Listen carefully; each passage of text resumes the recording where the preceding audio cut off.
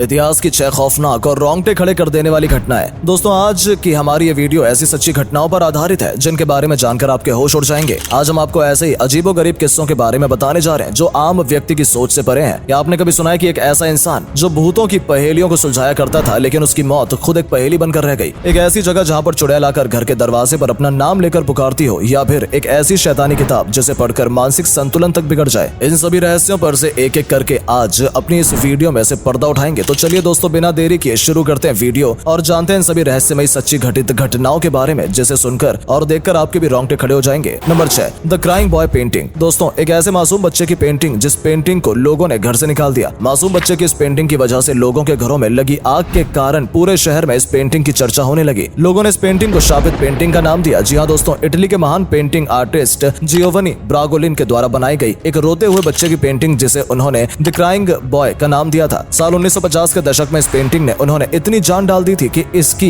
जितनी भी कॉपी बनाई गई थी वो सब देखते देखते बिकती चली गई। उस दौरान इटली के शहर में इस पेंटिंग का रुतबा हर तरफ बढ़ता ही चला गया। लोग इस मासूम रोते हुए बच्चे की पेंटिंग को देखते बहुत ही भावुक होने लगे, जिस कारण से लोगों ने इस पेंटिंग को खरीदकर अपने घरों में रखना शुरू कर दिया। बस यहीं से इन लोगों की जिंदगी में उलटफेर होना शुरू हो गया। एक फायर ब्रिगेड कर्मचारी की माने तो उन्होंने कहा था कि जिस भी घर में आग लगी थी वहां पर इस रोते हुए बच्चे की पेंटिंग को पाया गया था। फायर ब्रिगेड कर्मचारी ने कहा कि आश्चर्य की बात तो तब हो गई जब पूरा का पूरा घर जल गया, लेकिन इस पेंटिंग को आज तक नहीं आई। मतलब इस पेंटिंग को कुछ भी नहीं हुआ। लोगों का मानना था कि इस रोते हुए बच्चे की पेंटिंग में बुरी शक्तियां वास करने लगी हैं, जिस कारण से ये सब हादसे होने लगे। इसके बाद लोगों ने अपने घरों से इस रोते हुए बच्चे की पेंटिंग को निकालकर बाहर फेंकना शुरू कर दिया, जिसके बाद हादसों में भी काफी हद तक कमी पाई गई, जिस कारण से लोग द क्राइंग बॉय पेंटिंग को शापित मानने लगे। इस पेंटिंग के ऊपर बहुत से टीवी सीरियल्स और डॉक्यूमेंट्री भी बनाई गई और दुनिया भर में इस पेंटिंग को शापित पेंटिंग के नजरिए से देखा जाने लगा। नंबर 5, नेल बा। दोस्तों, आपने भूतों की कहानियां तो अक्सर कई बार सुनी होंगी, जिसमें सबसे ज्यादा आपने चुड़ैलों की कहानियां सुनी होंगी। यहाँ तक कि हवेली में भी भूतों का वास है, ये भी सुना होगा। लेकिन क्या आपने कभी ऐसा सुना है कि किसी चुड़ैल ने किसी शहर या फिर गांव में कब्जा कर लिया हो? आप में से बहुत से लोगों का उत्तर होगा नहीं। लेकिन आज हम आपको एक ऐसी चुड़ैल के बारे में बताएंगे जिसने एक शहर में कब्जा कर लिया था। ये बात है साल 1990 की। भारत के कर्नाटक में स्थित बेंगलोर शहर पर चुड़ैल ने अपना कब्जा कर लिया था। चुड़ैल की शुरुआत मल्लेश्वरम और राजाजी नगर से हुई थी। यहाँ पर रात के समय जो भी व्यक्ति अपने घर से निकलता था, चुड़ैल उसे मारकर खा जाती थी। देखते देखते ये बात मल्लेश्वरम और राजाजी नगर में पूरी तरह से फैल गई थी। रात के समय इन दोनों नगर के लोग अपने घरों से निकलने से डरने लगे थे। लोगों के मन में ये भय पूरी तरह से बैठ गया था कि अगर वो रात को बाहर निकले तो चुड़ैल उनको खा जाएगी। शुरुआत में जिसने भी इस बात को सुना वो मजाक बनाने लगा, लेकिन जब ये बात असलियत में सबूतों के साथ सामने आने लगी तो लोग भी हैरान हो गए और डरने लगे। जिसके बाद मल्लेशम और राजाजी नगर में चुड़ैल की कहानी की बात देखते देखते पूरे बेंगलोर शहर में फैल गई और लोगों ने रात के समय अपने घरों से पूरी तरह से बाहर निकलना बंद कर दिया। चारों तरफ सड़कों चौराहे पर सन्नाटा छा गया। जिसके बाद चुड़ैल ने लोगों के घर में जाकर दरवाजे पर आवाज लगानी शुरू कर दी। एक बार एक दंपत्ति अपने कमरे में सोए हुए थे। चुड़ैल उनके कमरे के बाहर आकर उस औरत के पति की आवाज के रूप में आवाज लगाने लगी, जिससे औरत आवाज सुनकर खड़ी हो गई। लेकिन जब उसने देखा कि उसका पति तो उसके साथ सोया हुआ है, तब वो थोड़ा सा डर सी गई। जिसके बाद उसने अपने कमरे की खिड़की से झांककर बाहर की तरफ देखा तो उसको कुछ भी दिखाई नहीं दिया। फिर वो पलटकर अपने बिस्तर की तरफ सोने के लिए चल पड़ी। अचानक चुड़ैल ने फिर से उसके पति के रूप में आवाज लगाई, जिसके बाद वो औरत डर गई और उसने जैसे ही नालेबा शब्द कहा, उसके बाद आवाज आना बंद हो गई। इस नालेबा शब्द को कहने के बाद चुड़ैल ने आवाज लगाना बंद कर दिया। देखते देखते ये नालेबा शब्द पूरे बेंगलोर के लोगों को पता चल गया। तब लोगों ने इस नालेबा शब्द का अपने घरों के बाहर लिखना शुरू कर दिया। जिसके बाद वहां पर चुड़ैल की आवाज आना बंद हो गई और हादसे होने भी कम हो गए। इसके बाद भूतिया जगह के रूप में नालेबा शब्द को कहने लगे। इस नालेबा शब्द पर कन्नड़ भाषा में एक फिल्म भी बनाई गई है और बॉलीवुड हिंदी भाषा में एक हॉरर मूवी जिसका नाम स्त्री था, उसकी कहानी इस नालेबा जगह के साथ पूरी तरह से मेल खाती है। क्या आपने सुना है कि इस नालेबा के बारे में? तो हमें कमेंट करके जरूर बताएं। Number 4, Gaurav Tiwari death and enigma. एक ऐसी मौत की घटना जो आज भी एक पहेली बनी हुई है, जिसने दिल्ली जैसे बड़े शहर में द्वारिका सोसाइटी को भी हैरान करके रख दिया। एक ऐसा व्यक्ति जो भूतों से नहीं डरता था, भूतों के बारे में काफी जानकारी रखता था, जिसे लोग पैरानॉर्मल एक्सपर्ट कहकर पुकारते थे क्योंकि वो इंडियन पैरानॉर्मल सोसाइटी के CEO थे। इस शख्स का नाम गौरव तिवारी था। गौरव तिवारी 6000 से भी ज्यादा ऐसी डरावनी जगहों पर अपनी रिसर्च को अंजाम दे चुके थे जहां पर किसी के भी जाने की हिम्मत नहीं होती थी। गौरव तिवारी रात के समय में भी ऐसी डरावनी जगहों पर जाते और अपनी गैजेट की मदद से भूतों से बातें भी किया करते थे। गौरव तिवारी का मानना था कि जैसे हमारी जिंदगी है वैसे भूतों की भी जिंदगी होती है। जब तक कोई उनकी लाइफ में दखल न डाले तब तक वो भी अपनी लाइफ को नॉर्मल तरीके से जीते हैं। इसके अलावा गौरव तिवारी ने मेन वर्ल्ड के एक इंटरव्यू में ये भी कहा था कि 98% भूतों की कही जाने वाली बात केवल अफवाहें होती हैं, सिर्फ 2% ही असलियत में सही पाई जाती हैं। एक बार गौरव तिवारी अपने घर में अपने बेडरूम में अपनी पत्नी के साथ लेटे हुए थे। तब उन्होंने अपनी पत्नी से एक बात शेयर करते हुए कहा कि उसे कोई अद्भुत शक्ति अपनी ओर खींचना चाहती है और अपने साथ चलने को कहती है। इसके बाद 7 जुलाई 2016 का वो दिन जब गौरव तिवारी अपने कंप्यूटर में कुछ काम कर रहे होते हैं। थोड़ी देर बाद गौरव तिवारी बाथरूम जाते हैं। जैसे वो नल को खोलकर पानी की कुछ छींटे अपने चेहरे पर डालते हैं, उसी वक्त एक जोर की आवाज आती है और ये आवाज गौरव तिवारी के गिरने की थी। जब घर के सदस्यों ने जोर से गिरने की आवाज सुनी तो वो गौरव तिवारी के कमरे की तरफ भागे और देखा कि गौरव बाथरूम के फर्श पर बेसुध हालत में गिरे हुए हैं, जिसके बाद उनको उठाकर लाया गया। जब डॉक्टर ने आकर गौरव तिवारी को देखा तो गौरव की मौत पहले ही हो चुकी थी। आश्चर्य की बात तो ये थी कि गौरव को ना तो हार्ट अटैक आया और ना ही उनके शरीर पर किसी भी तरह की कोई चोट के निशान थे। ये सारी घटना एक पहेली से कम नहीं थी। आज तक भी ये नहीं पता चल पाया कि गौरव तिवारी की मौत कैसे हुई, जबकि वो खुद एक पैरानॉर्मल एक्सपर्ट माने जाते थे। भूत प्रेत चुड़ैलों की पहेली की तरह आज भी गौरव तिवारी की मौत भी एक पहेली बनकर रह गई है। अब हम अपनी इस वीडियो में आगे बढ़ते हैं और आपको कुछ और सच्ची घटनाओं और आधारित अजीबो गरीब किस्सों के बारे में बताते हैं, जिसे सुनने के बाद आपकी आंखें खुली की खुली रह जाएंगी। Number 3, island of death. दोस्तों, एक ऐसा आइलैंड जहां पर भूतों का मंडराता है साया। हर कोई इस आइलैंड पर जाने से डरता है। दोस्तों, इटली के वेनिस और लीडो शहर के बीचों बीच वेनेटियन खाड़ी में स्थित